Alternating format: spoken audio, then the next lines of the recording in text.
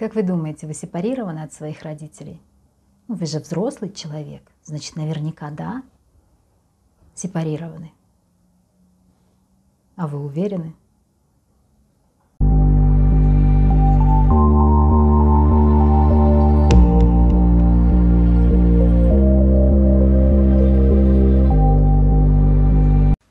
Здравствуйте, друзья! Меня зовут Нина Воронова-Борте, я психолог, кандидат биологических наук, и вы на моем канале, где я рассказываю о расстройствах пищевого поведения. Сегодня буду говорить о сепарации и о том, как сепарироваться, когда вы уже взрослый. Ну и вообще, сепарированы ли вы, сможете понять. Так вот, прежде чем я начну, как всегда, я вас прошу подписываться на мой канал, ставить лайки и комментировать, и репостить, и помочь продвижению канала, потому что тема, на которой мы здесь говорим, как бы это сказать, достаточно сложная, и алгоритмы YouTube не очень хотят продвигать такие видео, говорящие о таких сложных темах, как небезопасные. Поэтому, пожалуйста, помогайте. Так вот. Что такое сепарация? Ну, во-первых, все знают, что сепарироваться вроде как надо. Вроде как взрослый человек обязан быть сепарированным от родителей. Сепарация – это, по сути, отделение от родителей. И сепарация состоит из нескольких аспектов. То есть такая глобальная сепарация подразделяется на виды сепарации. Во-первых, это функциональная сепарация, когда вы можете сами себя содержать, кормить, обеспечивать себе место для жизни, ну вот удовлетворять свои базовые потребности. Это функциональная сепарация. Эмоциональная сепарация, самая сложная сепарация, это когда ваши эмоции, то, что вы чувствуете, не зависят от того, что чувствуют или что делают ваши родители. Ценностная сепарация – это когда у вас есть свои собственные взгляды. Они могут совпадать или не совпадать со взглядами ваших родителей, но это ваши взгляды. Это то, во что вы верите, это то, что вы считаете важным. Причем, как я уже сказала, это может не совпадать со взглядами ваших родителей. Вы можете верить в то, во что вы хотите, а не в то, во что верят они. И четвертый тип сепарации – это так называемая конфликтная сепарация. Это когда вы можете конфликтовать с родителями, когда вы можете пойти против них. У вас достаточно для этого смелости, у вас достаточно для этого смелости все-таки. Когда вы можете пойти на конфликт и можете этот конфликт выдержать. Вот это все сепарация. Что касается людей, все-таки объяснить. Я думаю, вот эти все виды сепарации, там очень часто люди путаются и думают, что если я как бы съехал от родителей, то я сепарировался. Но на самом деле нет. Можно жить через океан и быть не сепарированным эмоционально, абсолютно не сепарированным. И наоборот, можно жить в одной квартире и быть полностью сепарированным. Это возможно. По сути, сепарация, если говорить о сути этого явления, то сепарация – это когда вы достаточно взрослый, и поэтому вам не нужен кто-то другой, более взрослый, чем вы. Кто такой родитель? Родитель – это взрослый человек рядом с нами. Если я сама взрослая, мне не нужен еще какой-то взрослый, чтобы одобрять мои действия и говорить мне: да, давай, правильно. Или не-не-не, не туда, иди вот сюда. Не бегай, упадешь в лужу, там лужа, упадешь, я тебя накажу потом. То есть нам не нужен кто-то более взрослый, более мудрый, более знающий, чем мы, чтобы нам говорить, что нам делать и как нам жить. Вот это суть сепарации. Когда вы отдельно, когда вы сами по себе, и вы с этим абсолютно в порядке. У людей с расстройствами пищевого поведения, надо сказать, в основном, конечно, проседает эмоциональная сепарация, потому что люди с расстройствами пищевого поведения обычно очень эмпатичны, очень эмоционально зависят от своих родителей, но у людей с анорексией еще и функциональная сепарация проседает, но об этом скажу чуть позже. Как вообще происходит сепарация?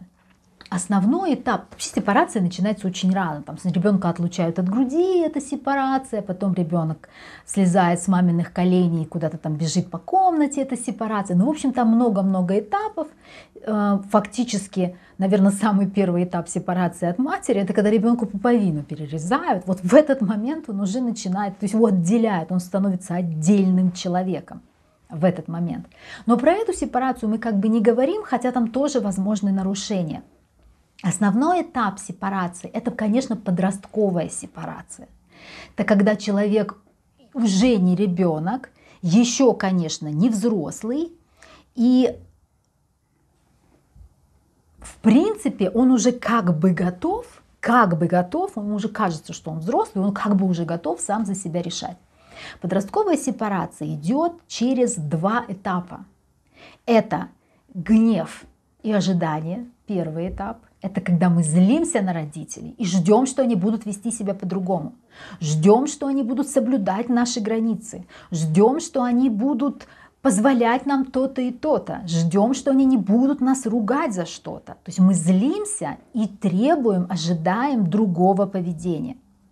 И второй этап – это обесценивание и отвержение.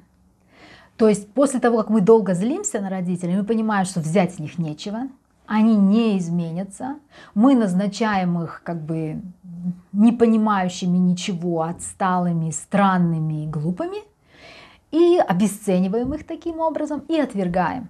И говорим: все, я не хочу ничего, я не хочу их слушать, не хочу их с ними не иметь ничего общего, я вообще, это какие-то странные люди, ну их в баню. И вот так происходит сепарация. Такая дурная подростковая сепарация в переходном возрасте. Потом переходный возраст заканчивается, человеку исполняется 18, потом 20. И обычно эта сепарация заканчивается, он уже полностью сепарирован по всем этим вот пунктам, ну более или менее сепарирован по всем вот этим 4 составляющим. И он уже может со своим родителем абсолютно нормально общаться, опять к нему хорошо относиться, опять его любить, опять его уважать. Но вот этот болезненный этап должен пройти для того, чтобы от родителя оторваться. И оторваться, не зря, вот оторваться — это болезненный процесс. Сепарация происходит болезненно для обеих сторон. И для того, кто сепарируется, и для того, от кого сепарируется. И человек, который сепарируется, его сложности связаны с 2 группами неприятных эмоций. Во-первых, это сепарационная тревога, потому что вы впервые отрываетесь, и вам страшно. Вам надо самому теперь как-то разбираться с этим. А во-вторых, это сепарационная вина, потому что когда вы злитесь на родителей, когда вы их обесцениваете, вы можете чувствовать себя еще и виноватым, особенно когда злитесь. И эта вина тоже может вас удерживать, не отрываться полностью, потому что мне вроде как, то есть я вроде как и злюсь, и сам себя сразу останавливаю. Нельзя злиться на папу и маму, это нехорошо, это неправильно, они меня родили в конце концов. Я должна быть им благодарна. И мы сами как бы себя останавливаем, мы не проходим эти этапы. Причем, что интересно, что люди с компульсивным перееданием и булимией чаще всего застревают где-то вот там, на первой стадии. Это гнев и ожидание другого поведения.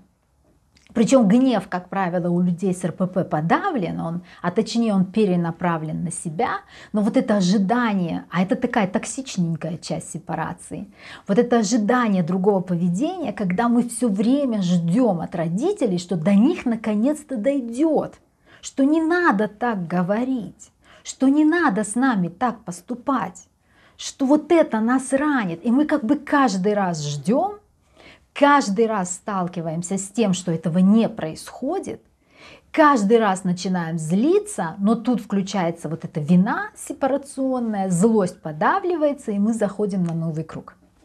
Что касается анорексиков, у них, как правило, все хорошо с гневом, прям отлично все с гневом, они особо ничего уже не ждут, они находятся на второй стадии обесценивания и отвержения.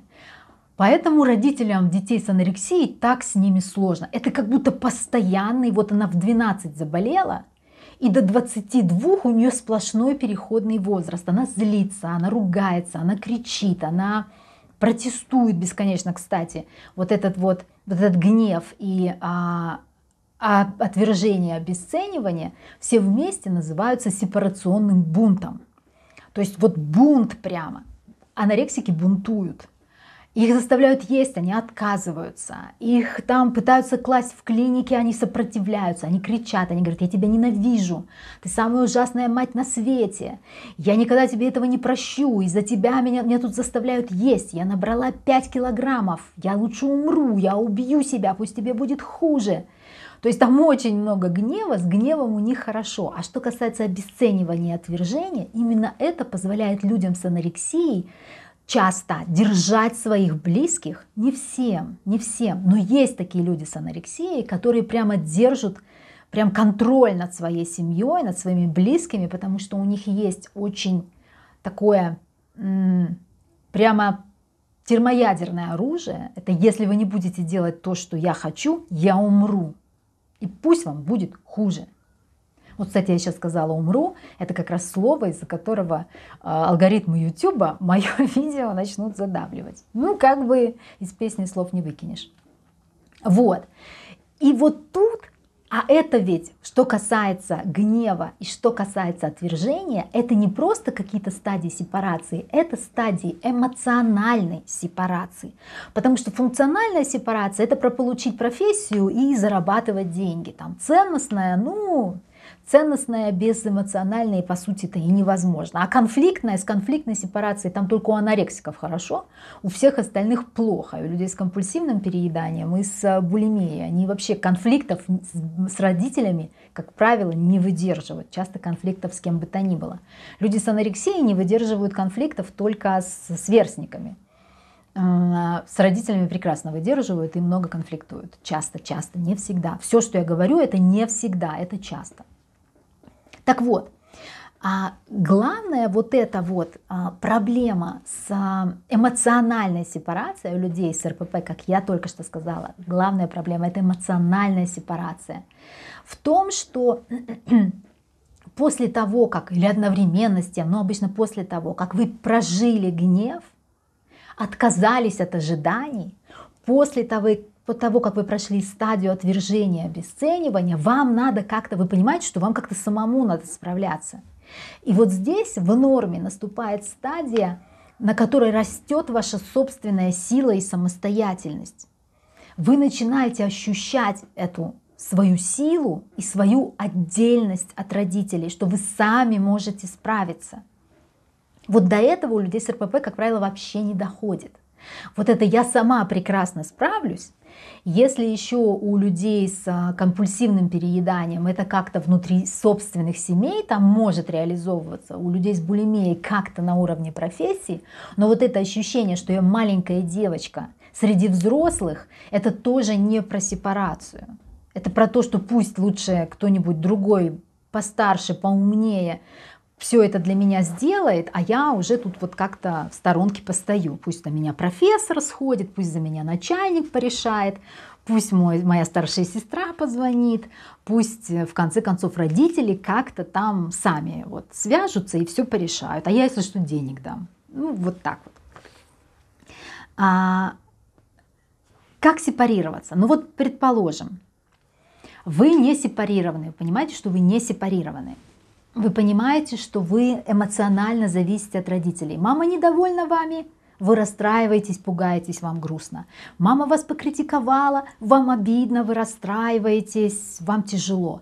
Родители от вас что-то требуют, вы не можете сказать им нет, потому что мама расстроится, и вообще как это, и вообще язык не поворачивается, и зачем она опять от меня этого требует. Вот это все признаки несепарированности. Мама хочет, чтобы я звонила каждый день, я звоню каждый день, даже если мне не хочется. Мама хочет, чтобы я разговаривала с ней по 2 часа, я разговариваю по 2 часа, даже если у меня нет времени. Мама говорит, мы едем на дачу, мне нужна такая помощь, я еду на дачу, потому что мама рассердится, огорчится, и вообще она старенькая, и т.д. и т.п. Это все признаки отсутствия сепарации. И это не про то, что вы не должны маме помогать, если вы сепарированы. Это про то, что вы не должны чувствовать вот ту самую сепарационную вину и сепарационную тревогу, если мама вами недовольна. Кто-то сказал очень хорошо, я понятия не имею кто, где-то в интернете подхватила, что признак истинной сепарации — это когда вы можете выдерживать то, что родители вами недовольны. Вот как только вы можете это выдерживать, не считаем анорексиков сейчас, потому что они прекрасно это выдерживают, вот тогда вы сепарированы. Так вот, как сепарироваться во взрослом возрасте? С функциональной сепарацией плохо только у людей с анорексией, как правило. Наверное, давайте я про трудности потом скажу, что делать. Так вот, не забываем про этапы: гнев и ожидание, отвержение и обесценивание и отвержение, осознание собственной силы. Вы должны по этим подростковым этапам пройти. Для того, чтобы прожить стадию гнева, вам придется вспомнить все свои претензии к родителям. Это то, что происходит в терапии, когда терапевт вам говорит: ну рассказывайте, как вас там били, как вас там обижали, что конкретно говорила вам ваша мама. И вы как бы думаете: ну а зачем это все ворошить? А вот зачем. Вот зачем. Потому что это стадия сепарации. Вы должны вспомнить все нанесенные вам обиды, все причиненное вам зло. Причем не ожидая, что родитель изменится. Потому что даже если родитель изменится, он сделает это сам. Изменится, порадуйтесь. Но то, что с вами произошло, это с вами уже произошло. И там уже не изменится ничего. Вы все это вспоминаете и позволяете себе чувствовать гнев. Чувствовать гнев, потому что у вас есть на него право, не останавливая этот гнев, не подавляя этот гнев и не чувствуя вины за этот гнев. Второе, что вы должны сделать после того, как вы прожили, испытали настоящий такой хороший гнев. Второе, что вы должны сделать, это вы должны, нравится вам это или не нравится, своих родителей обесценить. Не обязательно их отвергать при этом, но обесценить, к сожалению, придется. Обесценить в смысле, не в смысле притвориться, что они якобы ничего хорошего из себя не представляют, а не придавать излишнюю как бы ценность им. Вы должны четко осознать все их несовершенства и слабости. Где они были неправы, где они побоялись, где они не проявили характера и воли, где они были недостаточно прозорливыми, недостаточно дальновидными, где они сделали откровенную глупость, где они, в чем они вообще были неправы, где они приняли неправильные, плохие решения в жизни. Четко осознать, что они, мягко говоря, не идеальные. Вы тоже не идеальные, но сейчас не об этом. Никто не идеальный. Вы должны прямо четко, прямо по пунктам увидеть, признать, произнести все их слабости и несовершенства. Без отвержения. Отвержение не обязательно. Отвергать надо родителей, но таких прям, от которых лучше держаться подальше. Такие родители есть. Вот прям такой родитель, от которого вообще в принципе лучше держаться подальше. От него надо держаться подальше. Но я говорю о каких-то таких более-менее нормальных родителях, пусть не идеальных. То есть без отвержения, опять же, но такое обесценивание своего рода должно произойти. И вот после этого, после того, как вы пережили злость, после того, как вы лишили своих родителей особой какой-то значимости для вас, когда они стали обычными людьми, далеко не идеальными, в этот момент вы готовы отделяться. Вы готовы растить в себе ту самую взрослую часть. И это значит, что вы должны точно так же сесть и вспомнить, где вы справились сами, в чем вы сильны, что вы можете, что вы сумели, вот здесь уже без обесценивания. Типа, ну подумаешь, закончила университет с красным дипломом. Это не было так уж сложно.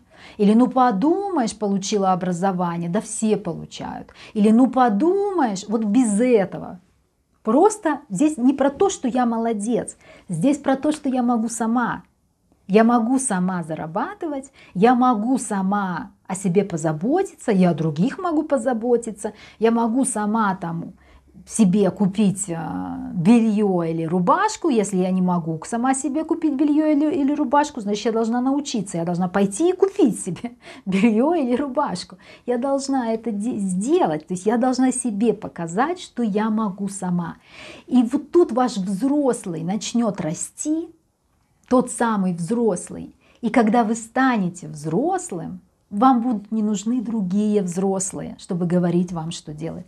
И вот здесь и произойдет сепарация, когда будут выполнены эти 3 условия. Это про то, что делать. А теперь про трудности. Какие трудности могут возникнуть у вас вот в процессе этой сепарации? Ну, во-первых, я уже начала говорить об анорексиках. У анорексиков, как правило, с функциональной сепарацией еще все плохо. Не только с эмоциональной, но и с функциональной. Причем даже тут еще вопрос, какой сепарации у них хуже, потому что, как я уже сказала, они обе части подросткового бунта, они как бы их проживают, они прям в этом подростковом бунте и находятся. Прям. Они как бы готовы уже отделяться и растить взрослую часть. Но у них колоссальные проблемы с функциональной. То есть вот с тем, чтобы обеспечить себе свои потребности, самим зарабатывать, самим жить, там, без помощи родителей, без их денег. У них очень высокая сепарационная тревога. Это мешает им отрываться, им очень-очень страшно, потому что, напоминаю, анорексики психологически обычно находятся в том возрасте, в котором они заболели, а точнее вот в возрасте перед тем, как они заболели, психологически. То есть если человек заболел в 12, он по сути 12-летний. Конечно, ему страшно. Какие там зарабатывать налоги, платить за жилье, подписывать договора аренды жилья. Вы что, 12-летние дети этого не делают. Это для них слишком сложно и слишком страшно. Это должна делать мама или папа. И они находятся в этом состоянии ровно столько, сколько болеют. Иногда люди с анорексией уже вырастают, с такой застарелой анорексией. Они даже выходят замуж, но, как правило, у них и мужья потом такие, которые там их обеспечивают, сами работают, они, например, редко работают, они не выдерживают работы, они слишком слабые для этого физически и эмоционально. Ну, часто, не всегда. То есть они находят как бы другого взрослого для решения проблем, за спину которого могут спрятаться. И именно поэтому они не готовы отрываться. Если они отрываются от родителей, то появляется какой-то другой человек, к которому можно как бы вот прижаться. Они не готовы отрываться, потому что они убеждены, что они не смогут о себе позаботиться. Им вот эту часть еще нужно решить. То, что касается сепарационной тревоги, и в том, что касается вот такого решения попробовать себя в качестве взрослого. А что касается людей с компульсивным перееданием и булимией, у них очень много сепарационной вины. У них есть полное ощущение, что как бы сепарируясь от мамы, они ее бросают.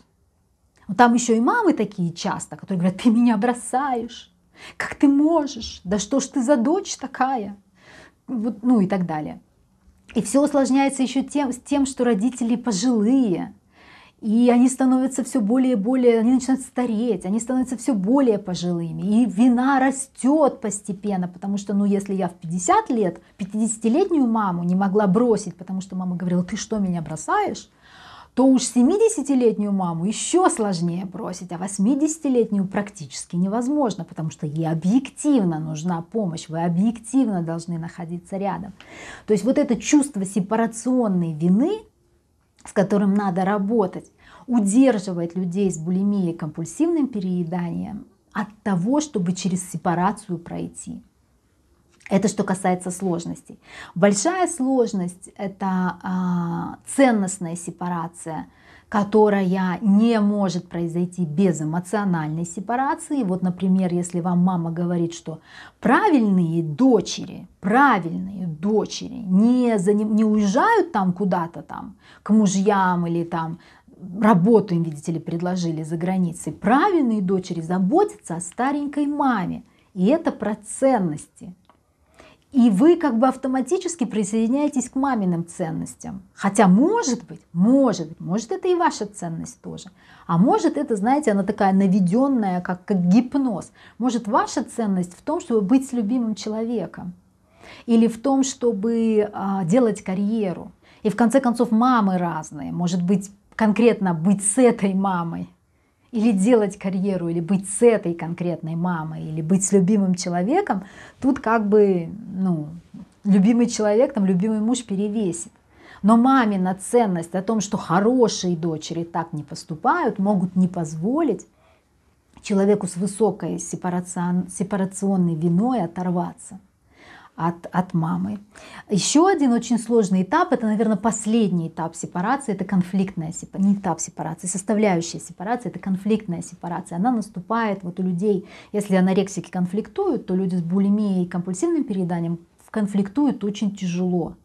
Они прям не выдерживают, когда ими недовольны. Они прямо не выносят этого. Людям с компульсивным перееданием обычно очень страшно, потому что их либо били, либо они видели, как кого-то били. Ну, то есть они прошли через насилие. А людям с булимией очень некомфортно, потому что их очень часто критиковали или как-то еще их там, ну, обесценивали, гнобили. Они с этим не хотят столкнуться, с тем, что я плохая. Они же всю жизнь доказывают, что она хорошая, что я хорошая. Так же, как и люди с компульсивным перееданием. Они все время доказывают, что они хорошие. Если люди с анорексией все время доказывают, что они идеальные, то эти все время доказывают, что они хорошие. И вот как же вы можете быть хорошей, если вы конфликтуете с родной мамочкой? Спорите, не дай бог там. Нельзя так нельзя, так не поступают хорошие люди и хорошие дочери. Поэтому конфликтовать прям дико сложно людям с РПП, особенно с перееданием. Но после того, как вы почувствуете себя взрослым человеком и прочно стоящим на ногах, вы сможете это делать. Причем конфликтовать не значит орать друг на друга и драться. Боже упаси. Конфликтовать — это когда вы можете что-то сделать, понимая, что это вызовет недовольство. То есть мама говорит, не надо так поступать, это неправильно. Вы говорите, а я так хочу. Мама говорит, ты делаешь ошибку, ты попадешь в неприятности. А вы говорите, да я уже все решила. Мама говорит, вот что ваш муж там плохой, вот он такой-то и такой-то, вот он вас недостаточно содержит, мало зарабатывает и вообще выглядит как-то не так. А вы говорите, а я его люблю и меня все устраивает. И вы при этом не испытываете как бы никаких переживаний от того, что мама вами недовольна. Это тоже конфликт.